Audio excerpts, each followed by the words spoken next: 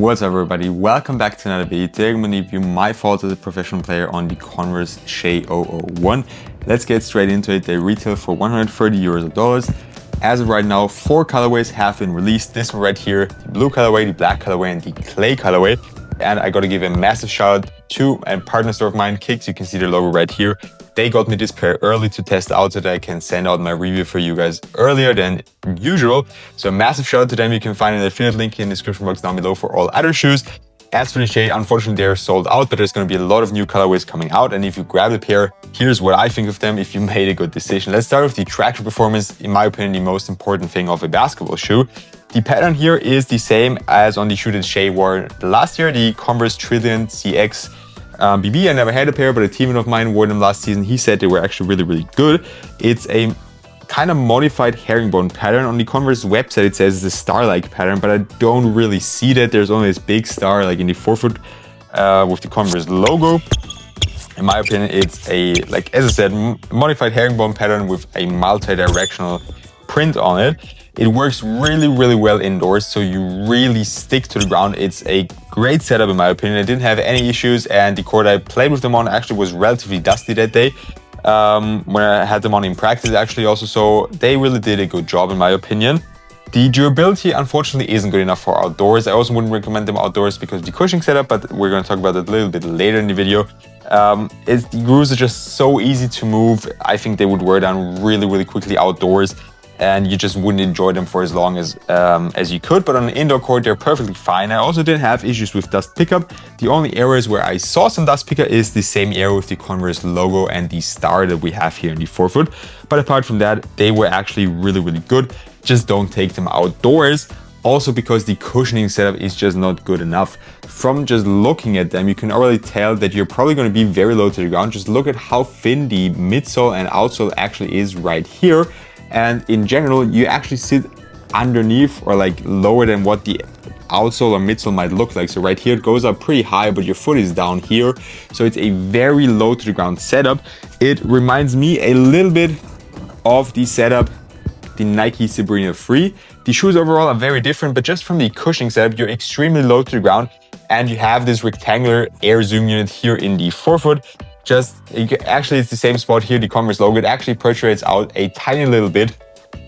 I might be able to have a close-up on that on screen, but I don't know if you can see it that well.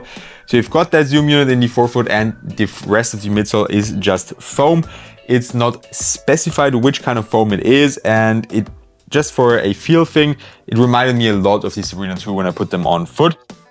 Just the cushioning, the rest of the shoes, as said, is very different.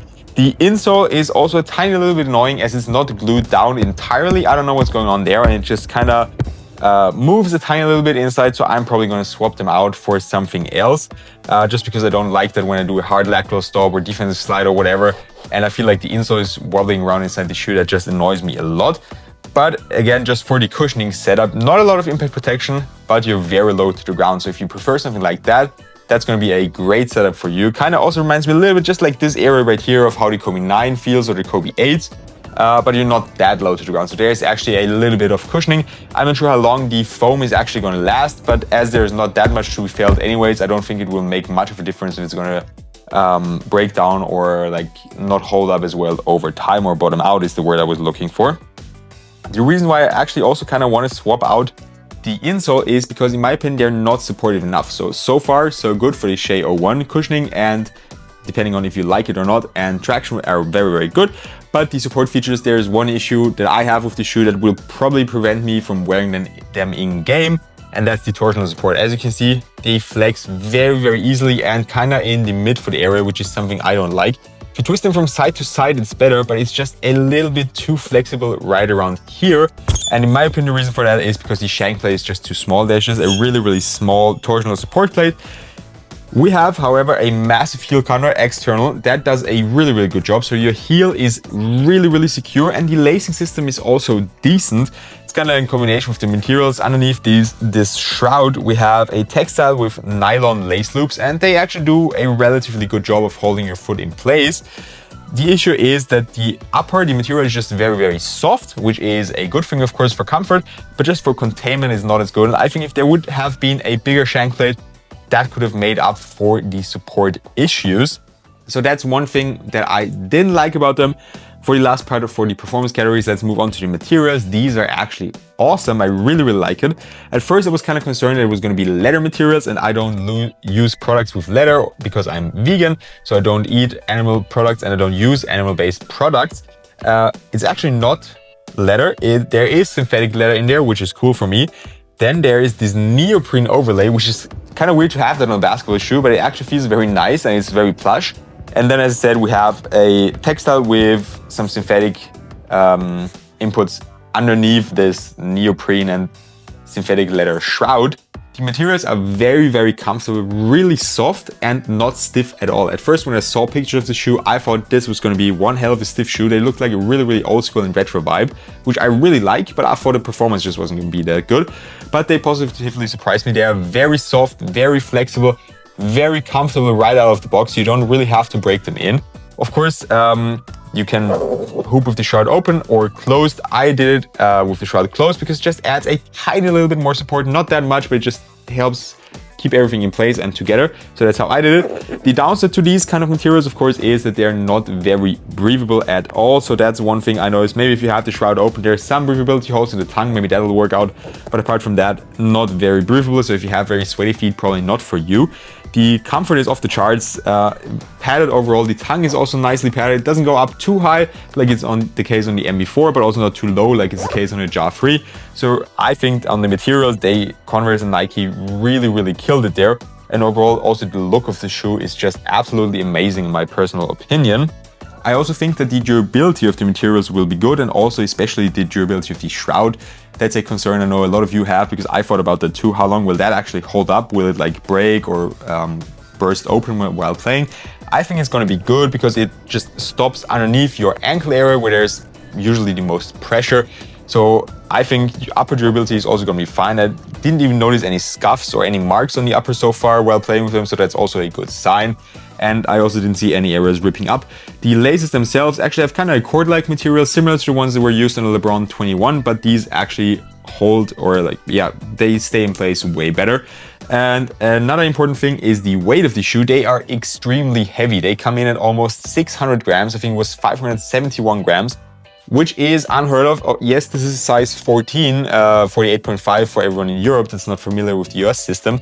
But that is extremely heavy, and they also feel a little bit heavy on foot. At first I didn't feel it as much, but now while I was testing out other shoes and then I went back to the shades for a shoot around, I could just feel that these things are almost pulling me back down to earth on the jump shot, and I don't even jump that high on my jump shot. So they really are on the heavier side. I think they're even heavier than the AE1s, which is actually quite a feat to achieve that. So if you don't like heavy basketball shoes, these are not for you. That's also why I said just the cushioning setup feels like these Pirates, because these are extremely light and these are very, very heavy. But from a cushion standpoint, they actually feel kind of similar. And now last but definitely not least, the fit. How do they fit? Can wide footers actually wear the SHAI 1? Short answer, yes. A little bit longer answer, I would go true to size. Also, that's not part of the longer answer, but the longer answer for wide footers is you need to be careful, because underneath the shroud, we have those nylon lace loops, and if your foot is wide in certain areas like mine, it could happen that one of those nylon lace loops is pressing exactly onto the spot where your foot is wide, which is the case with my foot. So that was a little bit uncomfortable at first, but just give them some time to break in and you should be good to go. Everyone else, and even wide footers, I would recommend going true to size. I went with my true size that I have with all my other pairs as well, and they fit me very nice. Not too long, not too short, not too narrow, which is very nice, but also not crazy wide as to where narrow footers will have issues. With that being said, that's my thoughts on performance of the SHAI 01. I think it's a hell of a debut for Converse and SHAI with his first signature sneaker. Sold out almost everywhere instantly. You couldn't ask for a better debut and for a better launch. Like, it's unheard of. The last shoe that got that much hype probably was the A1s and the MB01s. Maybe the JA 3, but for a first signature sneaker, they really did an amazing job. And they're also decent on-court performers. I went all through the categories one by one, so if there's anything that's not there or you need more information on, just let me know in the comment section down below. I'll try to answer. I would also be happy if you could leave a like on the video, and I would be even more happy if you could subscribe to my channel. I'd really appreciate that. And as I said, if there's any more things you want to know on the SHAI 01, just let me know. Very, very good overall, solid first signature shoe. Excited for more colorways on these. Have a good one and see you next time.